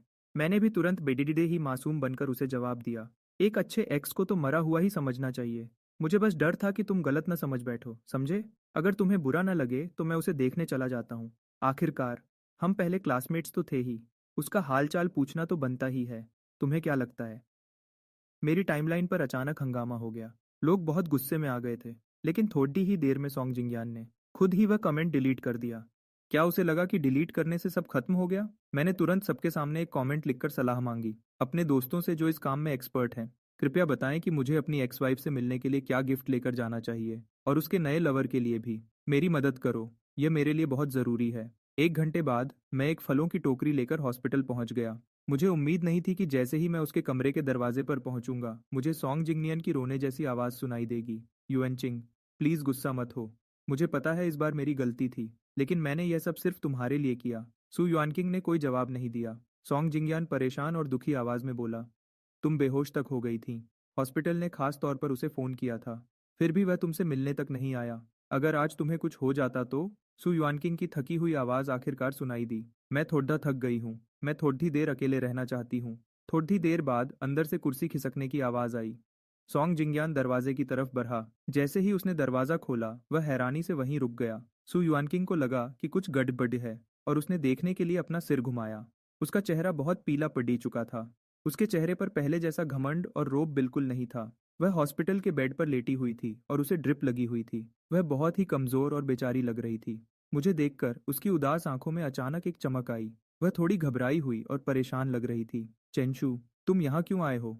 मैं सॉन्गजिंग नियन के पास से निकलकर अंदर चला गया। मुझे लोगों के मजाक और तानों का कोई डर नहीं था। लोग कह रहे थे कि डिवोर्स के तुरंत बाद मुझे अपनी एक्स वाइफ के जीने मरने से कोई फर्क नहीं पड़ता। आखिर हम दोनों कॉलेज में एक ही क्लास में पढ़ते थे, इसलिए बात को इतना बढ़ाने की कोई ज़रूरत नहीं है। सू युआनकिंग का सुंदर चेहरा पीला पड़ गया। उसने पक्का मुझे और सॉन्ग जिंगयान को वीचैट पर लड़ते हुए देख लिया था। वह बहुत घमंडी थी। वह सबके सामने अपना मजाक बनना कैसे बर्दाश्त करती? यह उसके लिए बहुत बड़ा अपमान था। मेरे लिए उसके दिल में नफरत अब और ज्यादा बढ़ गई होगी। यह सोचकर ही मुझे चिढ़ हो रही थी। खैर, मैं यहाँ आ तो गया हूँ। अगर कोई काम नहीं है तो मैं अब चलता हूँ। सु युआनकिंग के चेहरे के भाव थोड़े बदले। उसने कहा, चेंशू, क्या तुम्हें सच में मेरे साथ ऐसा बर्ताव करना पड़ेगा? मैंने अपनी आईब्रो उठाई और सीधे पूछा, क्या? जब मेरा कार एक्सीडेंट हुआ था तो तुम तीसरे दिन तक मुझसे मिलने नहीं आई थी। तुम्हारे मुकाबले तो मैं बहुत ज्यादा अच्छा और वफादार हूँ। सू युआनकिंग का चेहरा गुस्से और शर्म से बिल्कुल पीला पड़ गया। उसने अपना मुंह खोला, जैसे वह कुछ कहना चाहती हो। तभी अचानक मेरे फोन की घंटी बजी। हाउसकीपर का फोन था। सर, मैंने आपका लगभग सारा सामान पैक कर दिया है, लेकिन एक बॉक्स बचा है जिसे मैंने अभी तक नहीं छुआ। वह मिट्टी के बर्तनों से भरा है। मैं उस बॉक्स का क्या करूं? मैं हैरान रह गया। मिट्टी के बर्तन? हाँ, और लगता है वह आपने खुद अपने हाथों से बनाए हैं। इसलिए मैंने सोचा कि आपसे पूछ लूं। मैंने अपनी तिरछी नजर से देखा कि सू युआनकिंग भी हैरान खड़ी थी। तभी मुझे अचानक सब याद आ गया। मुझे सब याद आ गया। वह मिट्टी के खिलौने और बर्तन सच में इस शरीर के असली मालिक ने बनाए थे। कॉलेज के दिनों में सु युआनकिंग मिट्टी के बर्तन बनाने वाली एक दुकान पर पार्ट टाइम काम करती थी। उस वक्त, क्योंकि असली मालिक उसे पसंद करता था और उसे मनाना चाहता था, इसलिए वह लगभग हर रोज उस दुकान पर चला जाता था। वह वहां पूरी दोपहर बैठा रहता था। उसे यह काम बिल्कुल नहीं आता था, और न ही उसके पास सब्र था। उसका पूरा ध्यान और उसकी आंखें सिर्फ सु युआनकिंग पर ही रहती थीं। इस वजह से वह हर बार खुद को मिट्टी से पूरा गंदा कर लेता था, और घर पर बहुत ही बदसूरत और अजीब सी बनी हुई चीजें लेकर आता था। फिर भी वह बिना थके यह सब खुशी खुशी करता था। उसे इस बात से बिल्कुल भी शर्म नहीं आती थी। बाद में सू युआनकिंग से उसका यह हाल देखा नहीं गया, और उसने बताया कि वह सब गलत तरीके से कर रहा है। असली मालिक ने तुरंत इस मौके का फायदा उठाया और कहा, तो फिर तुम ही मुझे सिखा दो। सू युआनकिंग ने साफ मना कर दिया, लेकिन असली मालिक बहुत अमीर था और खुले पैसे खर्च करता था, और उस दुकान का एक वीआईपी कस्टमर था, इसलिए वह उसे नाराज नहीं कर सकती थी। यह सिलसिला तब तक चलता रहा जब तक सू युआनकिंग ने वह नौकरी नहीं छोड़ दी। उसके बाद ही असली मालिक ने वहां जाना बंद किया। वह मिट्टी की चीजों का बॉक्स इसी तरह से भरा था। वे चीजें जरूरी नहीं हैं। उन सबको कचरे में फेंक दो। मुझे कोई फर्क नहीं पड़ता। जैसे ही मैंने अपनी बात खत्म की, तभी अचानक, रुको, सू युआनकिंग अचानक बोली, तुम अपना घर बदल रहे हो? मुझे मानना पड़ेगा, इस औरत का दिमाग कभी कभी सही चल जाता है। मैंने हाँ में सिर हिलाया। सु युआनकिंग ने पूछा, तुम कहाँ शिफ्ट हो रहे हो? सु युआनकिंग ने पूछा, तुम कहाँ शिफ्ट हो रहे हो? इतना अचानक क्यों? मुझे इस बात पर हंसी आ गई। मिस सु, मुझे एक ही बात कितनी बार बोलनी पड़ेगी? हमारा डिवोर्स हो चुका है। मैं क्या करता हूँ और कहाँ रहता हूँ, अब इससे तुम्हें कोई मतलब नहीं होना चाहिए। सु युआनकिंग की बोलती बंद हो गई, जैसे उसने कोई ऐसी बात सुन ली हो जो वह बर्दाश्त नहीं कर सकती थी। उसकी आंखें थोड़ी लाल हो गईं। बहुत देर बाद उसने थोड़ा नर्म होते हुए कहा, अगर तुम्हें वे मिट्टी के बर्तन नहीं चाहिए तो मैं किसी को भेजकर उन्हें अपने पास मंगवा लूंगी। मैंने उसे अजीब तरीके से देखा और कहा, वे मेरी चीजें हैं, मेरी मर्जी मैं उन्हें रखूं या कचरे में फेंक दूं। पता नहीं मेरी इस बात से सु युआनकिंग को क्या दुख हुआ, लेकिन इस बात ने उसे अंदर तक चोट पहुंचाई थी। उसकी आंखों की आखिरी उम्मीद भी तुरंत खत्म हो गई, जैसे हवा के चलते कोई छोटा सा दिया बुझ गया हो। सॉन्ग जिंगयान घबराकर जल्दी से उसके पास आया। युएनचिंग, क्या तुम ठीक हो? सु युआनकिंग ने अपना चेहरा थोड़ा घुमा लिया और उसका हाथ हटाने की कोशिश की। सॉन्ग जिंगयान वहीं खड़ा रह गया और उसे बहुत अजीब लगा, लेकिन मुझे इनके इस नाटक में बिल्कुल भी दिलचस्पी नहीं थी, इसलिए मैं वहां से जाने के लिए पीछे घूमा। लेकिन जैसे ही मैंने दरवाजे से बाहर कदम रखा, वहां से गुजर रहे एक डॉक्टर ने मुझे आवाज दी। मैंने ऊपर देखा तो वहां एक फीमेल डॉक्टर खड़ी थी, जिसकी उम्र लगभग 40 साल थी। वह मुझे ध्यान से देखते हुए बोली, तुम यहाँ हॉस्पिटल में कैसे? क्या तुम्हारी तबीयत खराब है? मैं थोड़ा हैरान हो गया। फिर मेरी नज़र उसके कोट पर लगे नेम टैग पर पड़ी। वह लेडीज डॉक्टर की हेड थी। मेरे दिमाग में एक शक हुआ, इस शरीर के असली मालिक का इस डॉक्टर से सिर्फ एक ही रिश्ता हो सकता था, और वह था पहले वाला बच्चा। पूछने के लिए शुक्रिया डॉक्टर, लेकिन मैं बिल्कुल ठीक हूँ। मैं तो आज बस यहाँ एक दोस्त से मिलने आया था। मैंने गोलमोल जवाब दे दिया। यह सुनकर उसने चैन की सांस ली। ये तो अच्छी बात है, लेकिन अब तुम दोनों की उम्र हो रही है। अगली बार जब प्रेगनेंसी हो तो तुम लोग उसे ऐसे ही अबॉर्ट नहीं कर सकते। मैं सुनकर वहीं जम गया। इन दो छोटी बातों में बहुत बड़ा राज छुपा था। क्या सु युआनकिंग का अचानक मिसकैरेज नहीं हुआ था? उस रात जब असली मालिक भागकर हॉस्पिटल आया था, तब सु युआनकिंग को ऑपरेशन रूम से बाहर लाया जा चुका था और सॉन्ग जिंगनियन उसके बेड के पास ही खड़ा था। युएनचिंग, तुम ये क्या कर रही हो? सॉन्ग जिंगनियन की घबराई हुई आवाज अचानक मेरे पीछे से आई। मैंने पीछे घूमकर देखा तो सु युआनकिंग अपने हाथ से ग्लूकोज की सुई निकाल रही थी। उसने सॉन्ग जिंगनियन को एक तरफ धक्का दे दिया और भागती हुई मेरी तरफ आने लगी। वह तुरंत भागकर आई और मेरा रास्ता रोक दिया। वह फीमेल डॉक्टर के सामने खड़ी हुई। उसकी आवाज में बहुत टेंशन थी। डॉक्टर, यह मेरे और मेरे पति के बीच का पर्सनल मामला है, इससे आपका कोई लेना देना नहीं है। मेरा पूरा शरीर एक बार फिर ठंडा पड़ गया। मैंने धीरे से अपनी गर्दन घुमाई और सु युआनकिंग की तरफ देखा। पहली बार मुझे लगा कि यह सुंदर चेहरा मेरे लिए बिल्कुल अनजान था। सु युआनकिंग, इस सब का क्या मतलब है? फीमेल डॉक्टर ने परेशानी से अपनी आईब्राव सिकोड़ी। क्या आपको नहीं पता था? आपकी पत्नी ने कहा था कि अभी आप दोनों का पूरा ध्यान अपने करियर पर है और आप दोनों अभी बच्चा नहीं चाहते, इसलिए उन्होंने अबॉर्शन करवाने का फैसला किया, और आपको इस बारे में कुछ भी नहीं पता था। मुझे ठीक से याद नहीं कि मैं घर कैसे पहुंचा, क्योंकि मेरा पूरा शरीर इस अचानक मिली खबर से मैं इतना शॉक हो गया था कि मुझे चक्कर आने लगे। मैं काफ़ी देर तक स्टडी रूम में बैठा रहा। मैंने अपनी आंखें बंद कर लीं। किताब में साफ लिखा था कि चेन शू की बहुत ज़्यादा जलन की वजह से उसका सु युआनकिंग के साथ बहुत बड़ा झगड़ा हुआ था, जिसकी वजह से गलती से उसका मिसकैरेज हो गया। मुझे नहीं पता क्यों, लेकिन जब मैंने इस बारे में सोचा तो मेरे शरीर में कहीं दर्द महसूस होने लगा। ऐसा लग रहा था जैसे मैं सच में महसूस कर सकता हूँ। उस पल को जब उसे पता चला कि बच्चा अब नहीं रहा, वह पूरी निराशा और बेहद दर्द, मैं इन फीलिंग्स से बाहर निकलना चाहता था। हाउसकीपर ने अभी अभी स्टडी रूम साफ किया था। मैंने वहाँ थोड़ी खोजबीन की और मुझे एक बॉक्स मिला जिसमें उसके कॉलेज का सामान रखा था। आखिर में बॉक्स के सबसे नीचे मैंने एक कॉलेज की स्क्रैप बुक निकाली।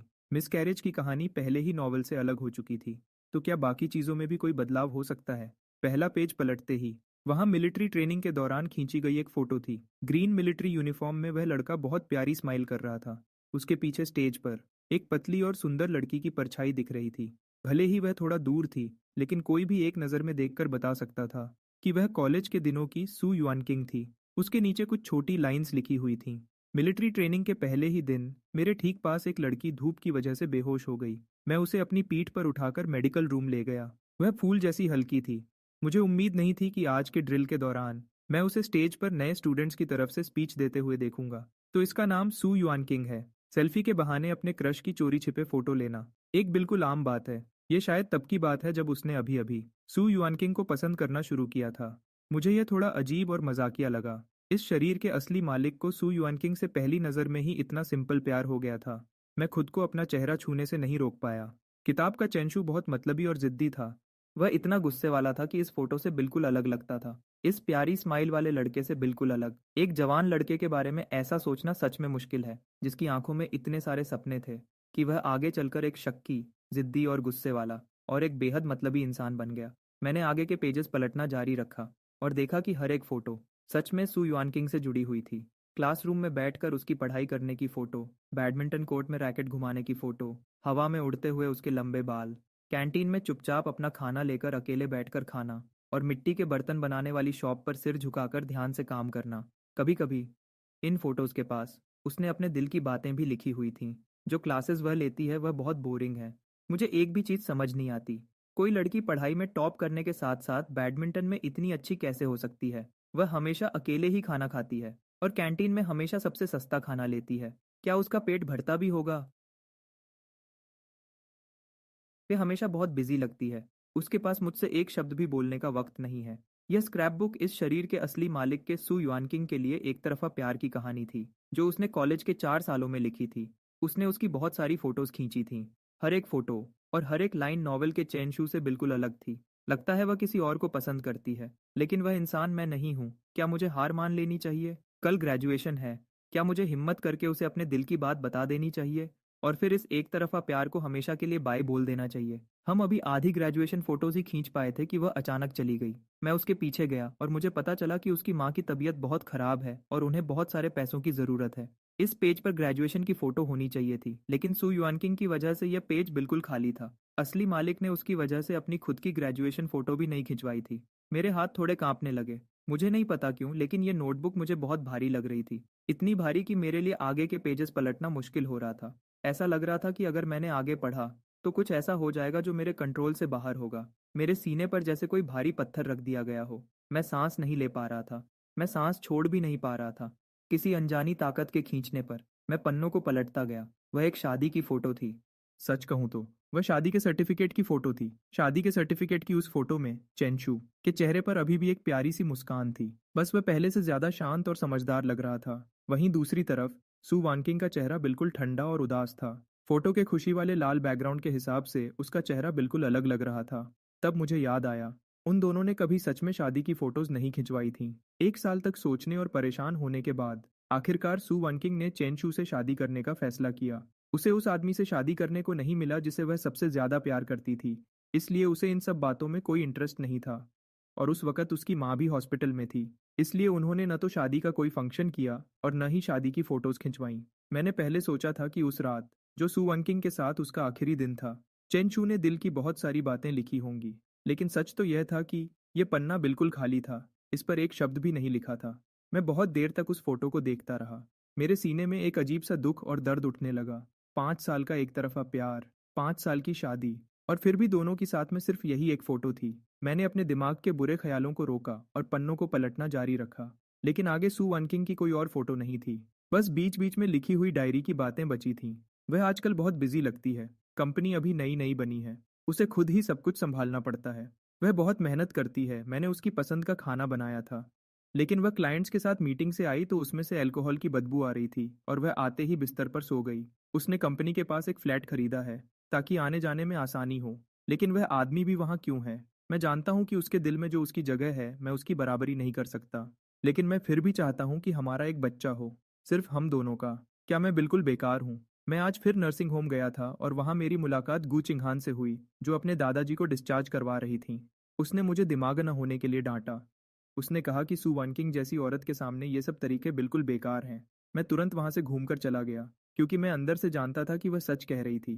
मैं पहले हार मानने वाला था, लेकिन उस रात सू वानकिंग घर आई। पता नहीं काम पर सब ठीक था या नहीं, पर वह पूरी तरह नशे में थी। मैं खुद पर काबू नहीं रख पाया और मैंने उसे किस कर दिया, और पहली बार उसने भी मुझे वापस किस किया। बीच में एक बड़ा सा खाली हिस्सा था, जब तक कि डायरी की एक और बात सामने नहीं आई। लगता है वह प्रेग्नेंट है। मैं पन्नों को आगे पलटता गया। वह 2 महीने चेंशू और सू वनकिंग के रिश्ते के सबसे शांत दिन थे।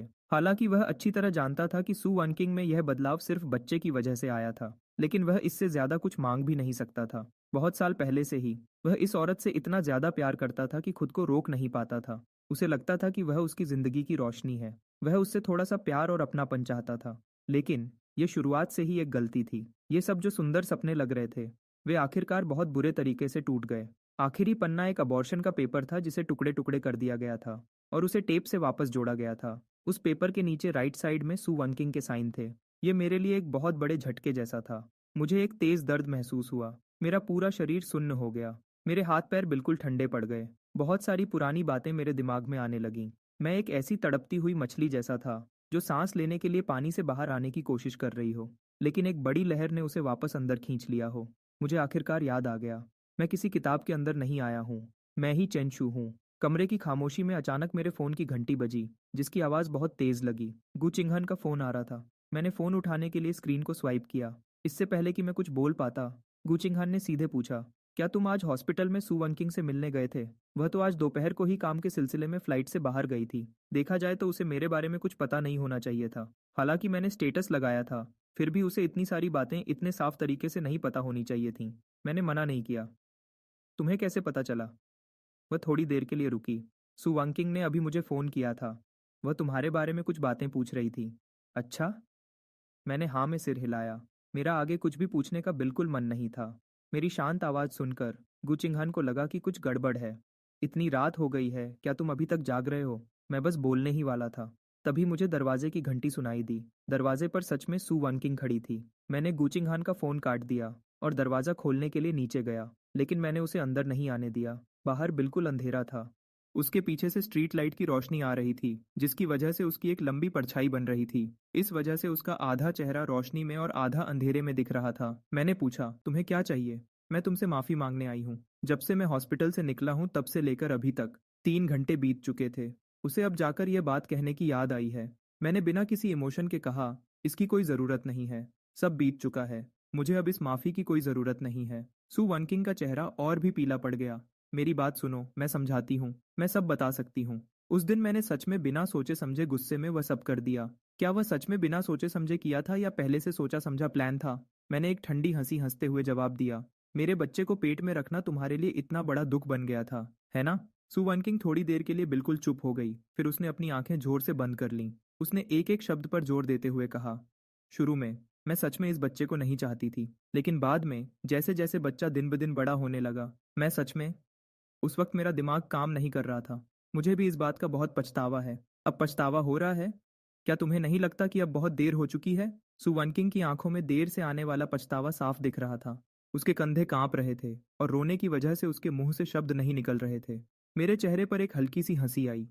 तुम चाहती थी कि मुझे लगे कि तुम्हारा मिसकैरेज मेरी वजह से हुआ है, ताकि मैं हमेशा खुद को दोषी मानता रहूं और मैं कभी भी बच्चे का सहारा लेकर तुम पर दबाव ना बना सकूं। इस तरह मैं तुम्हें छोड़ने और आज़ाद करने पर मजबूर हो जाऊंगा। सही कहा ना? सु वनकिंग अचानक हैरान रह गई। अपने दिमाग में वह हमेशा से यही मानती थी कि मैं एक मतलबी आदमी हूँ, जो जिद्दी है, लापरवाह है और बदले की भावना से भरा हुआ है। जब तक बच्चा नहीं रहेगा, मेरे पास उसे अपने साथ बांध कर रखने की कोई वजह नहीं बचेगी। उसने अपना मुंह खोला, जैसे उसके लिए एक एक शब्द बोलना बहुत मुश्किल हो रहा था। लेकिन यह बात तो हम दोनों के बीच की है।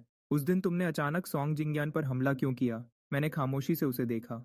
यह वही औरत थी जिसे मैंने इतने सालों तक टूटकर प्यार किया था और जिसके लिए मैं तरसा था। लेकिन इस वक्त भी उसे सिर्फ उस दूसरे आदमी की चिंता थी। मैं जोर से हंस पड़ा। इसका कोई बड़ा कारण नहीं है। मुझे बस उसकी शक्ल पसंद नहीं थी। वह इसी के लायक था। लेकिन जो भी हो, अब बच्चा जा चुका है और हमारा डिवोर्स भी हो चुका है। सु वांकिंग, अब तुम आज़ाद होकर उसके पास जा सकती हो। तुम्हें तो खुश होना चाहिए, नहीं? सु वानकिंग अचानक गुस्से और दुख में पागल सी दिखने लगी। वह आगे बढ़ी और उसने मेरा हाथ जोर से पकड़ लिया। मैं उससे प्यार नहीं करती। मैं उससे बिल्कुल प्यार नहीं करती चेंशू। मुझसे इस तरह बात मत करो प्लीज। मैंने गुस्से में अपनी भौहें सिकोड़ी और मैं उसे खुद से दूर धकेलने ही वाला था। तभी पीछे से अचानक एक धीमी हंसी सुनाई दी। लगता है मैं गलत वक्त पर आ गई। सु वानकिंग तुरंत वहीं रुक गई। तब मैंने साफ देखा, जो इंसान वहां आया था उसे तो कहीं और होना चाहिए था। वह गु चिंगहान थी, जिसे बिजनेस ट्रिप पर होना चाहिए था। उसने अपने बालों को कान के पीछे किया और उसकी खूबसूरत आंखों में एक ठंडी चमक थी। उसने कहा, सु वन किंग, मैंने तुम्हें पहले ही बताया था ना, तुमने ही तो डिवोर्स मांगा था, तो अब उसके पीछे पड़ना बंद करो। सु वन किंग ने गुस्से में अपना होंठ चबाया और वह गु चिंगहान को गुस्से से घूरने लगी। मेरे और चेंशू के बीच क्या चल रहा है? उससे तुम जैसे बाहर वाले को क्या लेना देना? गु चिंगहान ने अपनी भौहें थोड़ी ऊपर उठाई। वह अपनी हाई हील्स में आगे बढ़ी और मेरे बिल्कुल पास आकर खड़ी हो गई और उसने बड़े आराम से अपना हाथ मेरे हाथ में डाल दिया। मेरा दिल तेजी से धड़कने लगा। उसने अपना सिर थोड़ा झुकाया और मुझे देखकर एक प्यारी और मासूम सी स्माइल दी। क्या तुम अपनी पुरानी पत्नी के पास वापस जाने की सोच रहे हो? मेरा दिमाग थोड़ा परेशान था, इसलिए मैंने बस अपना सिर हिला दिया। मेरा ऐसा कोई इरादा नहीं है। वैसे, तुम अचानक वापस क्यों आ गईं? जू चिंगहान ने अपना चेहरा थोड़ा ऊपर उठाया। अगर मैं वापस नहीं आती, तो क्या मैं उसे तुम्हें परेशान करते हुए देखती रहती? सु वानकिंग ने गुस्से से गू चिंगहान के हाथ को देखा, जो मेरे हाथ को पकड़े हुए था। उसकी आंखें गुस्से से फिर से लाल हो गईं। गू चिंगहान, अपने आप को इतना बड़ा मत समझो। तुम्हारे दिल में जो भी गंदे इरादे हैं, वह तुम अच्छे से जानती हो। गुचिंगहन फिर से हंस पड़ी। उसने अपना चेहरा घुमाया और मुस्कुराते हुए कहा, जब सीईओ सू इतनी समझदार हैं और सब समझती हैं, तो मुझे भी बताइए, सीईओ सू, आखिर मेरे क्या इरादे हैं? सू वंकिंग के मुंह से एक शब्द भी नहीं निकला। उसके बंद होंठ कांप रहे थे। गुचिंगहन ने कहा, क्या हुआ? सीईओ सू कुछ बोलना नहीं चाहती, तो चलिए मैं ही आपके लिए बोल देती हूँ। मैं दिन रात यही दुआ कर रही थी कि तुम दोनों का डिवोर्स हो जाए, ताकि मैं आगे बढ़ सकूं और उसे अपना बना सकूं। ऐसा मौका बार बार नहीं मिलता, इसलिए मुझे इसके बारे में बहुत सोचना पड़ेगा, ताकि मैं इस मौके को जाने ना दूं। रात की ठंडी हवा में उसकी साफ आवाज़ गूंज रही थी। उसका एक एक शब्द मेरे दिल पर लग रहा था और मेरे अंदर एक अजीब सी गर्मी पैदा कर रहा था। गु चिंगहन ने अपनी बात जारी रखी। खुद को देखो, सु वन किंग। अगर तुम्हारे पास देखने के लिए आंखें होती और अगर तुम्हारे अंदर थोड़ा सा भी ज़मीर होता, तुम अभी ये बातें नहीं बोल पाती।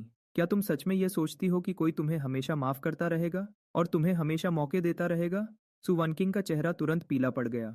उसका शरीर कांपने लगा, जैसे वह किसी भी वक्त गिर जाएगी। उसने बड़ी मुश्किल से अपना मुंह खोला। उसका गला बैठ गया था। मेरा सच में यह मतलब नहीं था। गु चिंगहान ने उसकी बात सुनने की कोशिश भी नहीं की और उसे बीच में ही टोक दिया। उसकी आवाज़ थोड़ी धीमी और ठंडी हो गई। मैंने तुम्हें पहले ही बताया था, वह बड़ी मुश्किल से वह सब भूल पाया है और एक नई जिंदगी शुरू करने के लिए तैयार है। क्या तुम्हें सच में यह बात फिर से उठानी है? मैंने अचानक गु चिंगहान की तरफ देखा। जो उसने कहा, उसमें मुझे कुछ अजीब लगा। क्या उसे किसी बात का एहसास हो गया था? लेकिन गु चिंगहान ने मेरे रिएक्शन पर ध्यान नहीं दिया। उसने बस सीधे कहा, अब तुम जाओ, फिर कभी वापस मत आना। सु वनकिंग लगभग अपने घुटनों के बल गिरने वाली थी। उसका ध्यान भटक रहा था और वह पूरी तरह से टूट चुकी थी। मैं अब उसे और नहीं देखना चाहता था, इसलिए मैंने कहा, जो तुम पूछना चाहती थी वह पहले के उन 2 सवालों के सिवा कुछ नहीं था। मैंने उनका जवाब दे दिया है। आज के बाद से मेरा और तुम्हारा अब आपस में कोई रिश्ता नहीं है। यह कहकर मैं जाने के लिए मुड़ा। तभी अचानक मेरे पीछे से गिरने की आवाज़ आई। सु वानकिंग सच में अपने घुटनों के बल बैठ गई थी। उसका गला कांप रहा था। मुझे पता है मुझसे गलती हुई। यह सब मेरी गलती है। प्लीज़ मुझे एक और मौका दो। क्या हम सब कुछ फिर से शुरू कर सकते हैं? जू चिंगहान ने सबसे पहले मेरी तरफ मुड़कर देखा। उसका हमेशा का घमंड और गुस्सा बिल्कुल गायब हो चुका था। उसकी बड़ी और चमकदार आंखें मुझ पर टिकी हुई थीं। उसके हाथ नीचे लटके हुए थे और उसने चुपके से अपनी मुट्ठी बंद कर ली थी। उसका छोटा सा चेहरा तना हुआ था। वह बहुत ज्यादा घबराई हुई थी। सु वनकिंग मेरे जवाब का इंतजार कर रही थी और वह भी। मैं वापस मुड़ा और मैंने शांति से सु वानकिंग की तरफ देखा। सु वानकिंग, हमारी 5 साल की शादी में मैं तुम्हें खुश रखने में सॉन्ग जिंगयान जितना अच्छा नहीं था। उल्टा, मैंने हमेशा तुम्हारे लिए परेशानियां ही खड़ी की। मुझे तो यह गलतफहमी भी थी कि मैं तुम पर अपना हक जता सकता हूँ, जो बिल्कुल गलत था। तुम सच में यही सोचती हो ना? सु वानकिंग का चेहरा बिल्कुल सफ़ेद पड़ गया। मैंने धीरे से आगे कहा, यहाँ तक कि यह शादी भी सिर्फ इसलिए हुई क्योंकि मैंने तुम पर दबाव बनाया था। अगर तुम्हारी माँ ना होती, तो तुम कभी मेरे साथ नहीं होती और ना ही मुझसे इस तरह जुड़ी होती। हमारी शादी के बारे में तुम्हारी यही सोच है। सु वंकिंग, ये वही शब्द हैं जो तुमने उस एक्सीडेंट से ठीक पहले मुझसे कहे थे। क्या ऐसा नहीं है? उसके चेहरे पर बहुत ज़्यादा पछतावा दिख रहा था। उसकी आंखों में डर था। मैंने वह सब बस गुस्से में कह दिया था। मैं उस वक़्त बहुत ज़्यादा गुस्से में थी। उसके उन्हीं शब्दों ने मुझे एहसास करवाया था कि मैं कितना अजीब, परेशान करने वाला और बुरा था उसकी नज़रों में। बच्चा खोने के बाद मेरा दिल पूरी तरह टूट गया था और मैं सोचने लगा कि मुझे उसे छोड़ देना चाहिए और उसे आज़ाद कर देना चाहिए। मेरे जैसा आदमी उसके साथ रहने के लायक ही नहीं था। इसलिए बाद में जब सॉन्ग जिंगयान ने मिलने के लिए कहा, तो मैं मान गया। मैं भी एक मौका ढूंढ रहा था, ताकि उस आदमी से साफ बात कर सकूं जो हमेशा बीच में आता रहता था, सु वंकिंग के साथ मेरी शादी के बीच में। लेकिन उस दिन, इससे पहले कि मैं कुछ पूछ पाता, सॉन्ग जिंगयान ने मुझे वह पेपर थमा दिया, जो अबॉर्शन का कंसेंट फॉर्म था। चेनशू, क्या तुम सच में सोचते हो कि एक बच्चे के सहारे तुम सु वनकिंग का दिल जीत लोगे? सच तो यह है कि जब तुमने फ़ोन किया, मैं उसके पास ही था। मैंने सब कुछ सुना। मैंने उसे घर पर रुकने और बिजनेस ट्रिप पर ना जाने की सलाह भी दी थी। लेकिन क्या तुम जानते हो उसने क्या कहा? उसने कहा कि तुम बस बच्चे के सहारे उसे रोकना चाहते हो, बहुत परेशान करते हो। तुम कॉलेज के पहले साल से ही सु वनकिंग को पसंद करते हो ना? मुझे लगता है ऐसा इसलिए है क्योंकि वह मिलिट्री ट्रेनिंग के दौरान बेहोश हो गई थी और तुम उसे हॉस्पिटल ले गए थे। दूसरों की मदद करना अच्छी बात है, लेकिन इसका मतलब यह नहीं कि सिर्फ एक छोटी सी बात के लिए तुम किसी को अपनी पूरी जिंदगी तुम्हारे नाम करने पर मजबूर कर दो। क्या तुम मेरी बात से सहमत नहीं हो? चेंशू, बेवकूफ़ी बंद करो। अगर तुम ऐसी हरकतें करते रहे तो सू वनकिंग तुमसे सच में नफरत करने लगेगी। इसमें अपने बच्चे को बीच में लाना, उसे इस बात से भी नफरत है। मैंने कभी नहीं सोचा था कि सॉन्ग जिंगयान जानबूझकर खुद को सीढ़ियों से नीचे गिरा देगा। और ना ही मैंने सोचा था कि सू वांकिंग ठीक उसी वक्त वहां आ जाएगी। उसने मेरी बात सुनने की कोशिश भी नहीं की, बस सॉन्ग जिंगयान के पास बैठकर रोती रही। वह बहुत ज्यादा परेशान और फिक्रमंद थी। शुरू से लेकर आखिरी तक उसने एक बार भी मेरी तरफ नहीं देखा। बाद में मैंने उसके थोड़ा फ्री होने का इंतजार किया। मैं उसके पास जाकर बच्चे के बारे में बात करना चाहता था, लेकिन उसने मुझे अपने उन्हीं शब्दों से चुप करा दिया। चेंशु, तुम कब तक इस तरह नखरे दिखाते रहोगे? क्या तुम जानते हो कि तुम्हारी हर बात से मुझे घिन आती है? उस दिन मैं बहुत देर तक सड़कों पर बिना किसी वजह के घूमता रहा। मेरे दिमाग में बस उसकी नफरत भरी और कड़वी बातें घूम रही थीं। क्या मैं सच में इतना मतलबी था? क्या मैं सच में इतना जिद्दी था? क्या मैं सच में इतना नफरत के लायक था? जब तक कि एक आउट ऑफ कंट्रोल कार मेरी तरफ तेजी से नहीं आई और मैं वहीं पर बेहोश हो गया। जब मेरी आंख खुली तो मैं एक बदला हुआ इंसान बन चुका था। सू वांगसिंग की आंखों में जो मैं था, उसने मेरे लिए एक झूठी दुनिया बनाई थी। और इस दुनिया में मैं पागल, मतलबी, जिद्दी और अजीब था। और सबसे बड़ी बात, मेरे दिल में अब उसके लिए कोई प्यार नहीं बचा था। मैंने सीधा उसकी आंखों में देखा और आराम से कहा, लेकिन सू वांगसिंग, इस दुनिया में मैं भी अब तुमसे प्यार नहीं करता। जब अगली सुबह मेरी आंख खुली तो अच्छी खासी धूप निकल चुकी थी। मुझे नाश्ते की खुशबू आई और मैं चलते हुए किचन में गया। गुचिंग हन खाना बना रही थी। मैं हैरान रह गया। बड़ी मालकिन गु, आज ऐसा क्या खास दिन है जो आपको इतनी तकलीफ करनी पड़ी? गुचिंग हान ने आंगन की तरफ इशारा किया। वह परेशान करने वाला इंसान। कल सू वनकिंग पूरी रात वहां बाहर घुटनों के बल बैठी रही और मुझे भी कोई फर्क नहीं पड़ा। मैंने बस गुचिंग हान को, जो बहस करना चाहती थी, खींचकर कमरे में वापस ले आया और सीधा सो गया। मैं खाने की टेबल पर बैठ गया और उसके बनाए हुए फ्राइड एग टोस्ट का एक टुकड़ा खाया। यह पहला दिन था जब वह फेल हुई थी। किचन में बड़ी मालकिन गू के लिए। गुचिंग हान जल्दी से उसे छीनने के लिए आगे बढ़ी। यह जल गया है, इसे मत खाओ। मैं तुम्हारे लिए दूसरा बना देती हूँ। मैंने अपना शरीर घुमाया और बच गया। कोई ज़रूरत नहीं है, नुकसान होगा। ऐसा नहीं है कि इसे खाया नहीं जा सकता। जूचिंग हान को थोड़ा शक हुआ। सच में? मैंने उस टुकड़े को आगे किया। चक्कर देखो। जैसे ही वह एक टुकड़ा खाने वाली थी, मैं आगे झुका और उसके होठों के कोने पर एक किस कर दिया। वह बिल्कुल हैरान रह गई। उसके कान देखते ही देखते लाल हो गए। खुश? मैंने उसके गाल को खींचा। तुम इतना शोर क्यों मचा रही हो? तुम्हारी आवाज़ तो कल मुझसे प्यार का इजहार करने से भी ज़्यादा तेज़ है। गूचिंग हन बहुत देर तक कुछ बोल नहीं पाई और आखिर में वह मेरे गले लग गई। उसकी दबी हुई आवाज़ आई। मुझे लगा तुम सब कुछ भूल गए हो। जब तुम एक्सीडेंट के बाद पहली बार होश में आए तो तुम बहुत कुछ भूल चुके थे। मुझे तो लगा कि अब मुझे पूरी जिंदगी एक बड़े पागल को संभालना पड़ेगा। मैंने उसके बालों को सहलाया। ऐसा कैसे हो सकता है? अगर मैं खुद को भी भूल जाऊं तो भी तुम्हें कभी नहीं भूलूंगा। उस वक्त भी जब मैं खुद को नहीं पहचानता था और मेरा सब पर से भरोसा उठ गया था, तब भी एक ऐसी थी जिस पर मैंने कभी शक नहीं किया और उस पर पूरा भरोसा किया। उसने मुस्कुराते हुए ऊपर देखा। चलो, आखिरकार एक बार तो दिमाग चलाया। मेरा इतने सालों तक तुम्हें पसंद करना बेकार नहीं गया। मुझे मेरे दिल में एक मीठी सी गुदगुदी महसूस हुई। मैं खुद को रोक नहीं पाया और बोला, गुचिंग हान, तुम मुझसे भी ज्यादा पागल कैसे हो सकती हो, जो मेरे जैसे लड़के से प्यार कर बैठी? वह खुश होते हुए बोली, जाहिर है मेरी पसंद ही बहुत अच्छी है। मुझे पता था कि किसके लिए इंतजार करना चाहिए। मैं भी मुस्कुरा दिया। हाँ हाँ, सही बात है। तुम सबसे अच्छी हो, सू वनकिंग की तरफ से। आजकल मैं बार बार एक ही लड़के से टकरा रही हूँ। जब मैं क्लास जाती हूँ तो वह वहाँ होता है। जब मैं बैडमिंटन खेलती हूँ तो वह वहाँ होता है। और जब मैं अपनी पार्ट टाइम जॉब करती हूँ तब भी वह वहाँ होता है। मेरे करीब आने की उसकी कोशिशें बहुत अजीब होती हैं। और उसे तो एक्टिंग करना भी नहीं आता। उसके चेहरे से ही सब साफ पता चल जाता है। ये थोड़ा परेशान करने वाला है। ऐसा नहीं है कि पहले किसी लड़के ने मुझे पसंद नहीं किया, लेकिन किसी ने भी कभी इस तरह खुलेआम ऐसा नहीं किया। मुझे लगा कि वह थोड़े दिनों में हार मान लेगा, लेकिन कौन जानता था कि वह इतना जिद्दी निकलेगा। मैंने जानबूझकर सॉन्ग जिंगनियन के साथ वक्त बिताया, ताकि वह इशारा समझकर पीछे हट जाए। उसकी आंखों में दुख साफ देखा जा सकता था। और सच में उसके बाद वह बहुत दिनों तक नहीं आया। मैंने चैन की सांस ली, लेकिन मुझे यह भी लगा कि उस जैसे लड़के सच में सिर्फ 3 मिनट के लिए ही एक्साइटेड होते हैं। आखिरकार वह एक अमीर घर का लड़का है, जिसने अपनी जिंदगी में कभी कोई तकलीफ नहीं देखी। वह हम जैसे लोगों जैसा नहीं है। सॉन्ग जिंगनियन की बातों को याद करके मैं और परेशान हो गई। जब सॉन्ग जिंगनियन ने इशारा किया कि वह मेरे साथ रहना चाहता है, मैंने बस एक बहाना बनाकर उसे प्यार से मना कर दिया। मेरे पास डेट करने का न तो वक्त है और न ही एनर्जी। मुझे अभी भी अपने माँ बाप का ख्याल रखना है और अपने घर को चलाना है। खुशकिस्मती से सॉन्ग जिंगनियन हमेशा मेरी बात समझता था। मेरी परेशानियों को जानने के बाद उसने कभी इस बारे में बात नहीं की और इसके बदले उसने दिल से मेरी मदद की। लेकिन अचानक एक मुसीबत आ गई। मेरी माँ की तबीयत बहुत खराब हो गई और हमें इलाज के खर्चे के लिए बहुत सारे पैसों की ज़रूरत थी। जब मुझे लगा कि अब सारे रास्ते बंद हो चुके हैं, तभी वह आदमी वापस आया। तुम्हें क्या चाहिए? उसने बिना कुछ बोले अपना सिर हिला दिया। मैं अंदर ही अंदर हंसी। मुझे नहीं पता था कि मैं उस पर हंस रही हूँ या खुद पर। तो फिर चलो हम साथ रहते हैं, मैंने खुद को यह कहते हुए सुना। मुझे पता था कि उसे क्या चाहिए, फिर भी वह जानबूझकर नाटक कर रहा था। लेकिन मेरे पास कोई और रास्ता नहीं था। मुझे पैसे चाहिए थे, इसलिए मेरे पास खुद को बेचने के अलावा कोई चारा नहीं था। उसके अपने घर वालों के साथ रिश्ते अच्छे नहीं थे, इसलिए वह हमेशा मेरे साथ चिपका रहना चाहता था। लेकिन मैं बहुत बिजी रहती थी, मेरे पास बिल्कुल वक्त नहीं था। धीरे धीरे उसका मेरे पास आना कम हो गया। मुझे लगा कि आखिरकार उसे समझ आ गया है। लेकिन किसे पता था कि मैं सॉन्गजिंग नियन के लिए परेशानी खड़ी करने जाऊंगी। मैंने उसे कुछ बार डांटा भी, लेकिन उसने कभी अपनी गलती नहीं मानी और हमारी बात हमेशा झगड़े पर ही खत्म होती थी। उसके बाद वह आखिरकार शांत हो गया और मैंने चैन की सांस ली। लेकिन फिर मैंने उसे नर्सिंग होम में बातें करते हुए देखा, किसी और के साथ। और वह गूचिंग हान थी, उसके बचपन की दोस्त, जिसका खानदान उसके बराबर का था। अगर मैं बीच में न होती तो वह दोनों एक परफेक्ट जोड़ी होते। एक औरत, जिस तरह वह उसे देखता था मैं वह बहुत अच्छे से समझती थी। वह उससे शिकायतें करता और नखरे दिखाता था। वह उसके साथ नोक झोंक और मजाक करता था। 77। फिर भी उसने मेरे साथ कभी ऐसा कुछ नहीं किया। वह ऐसा कैसे कर सकता है? उसने कहा था कि वह मुझे पसंद करता है, लेकिन वह किसी और औरत के साथ था। उसे लगा कि उस दिन मैंने शराब पी रखी थी, लेकिन मुझे पता था कि ऐसा नहीं था।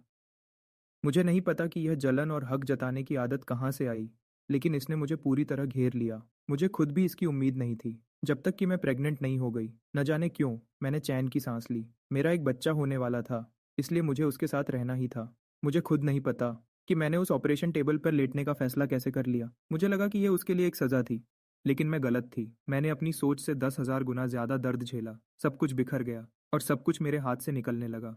मुझे खुद नहीं पता कि मेरे मुंह से वह बातें कैसे निकली। मैं ज़रूर पागल हो गई थी। जिस पल उसने डिवोर्स के पेपर्स पर साइन किए, मुझे समझ आया कि मैं सच में पागल हो चुकी थी। मैं उसे कैसे जाने दे सकती थी? मैं उसे नहीं जाने दे सकती थी। लेकिन जब तक मुझे होश आया, तब तक बहुत देर हो चुकी थी। मैंने सॉन्ग जिंगनियन को नौकरी से निकाल दिया और सबके सामने यह बात लाई कि उसने पहले रिश्वत ली थी और कंपनी के राज बाहर लीक किए थे।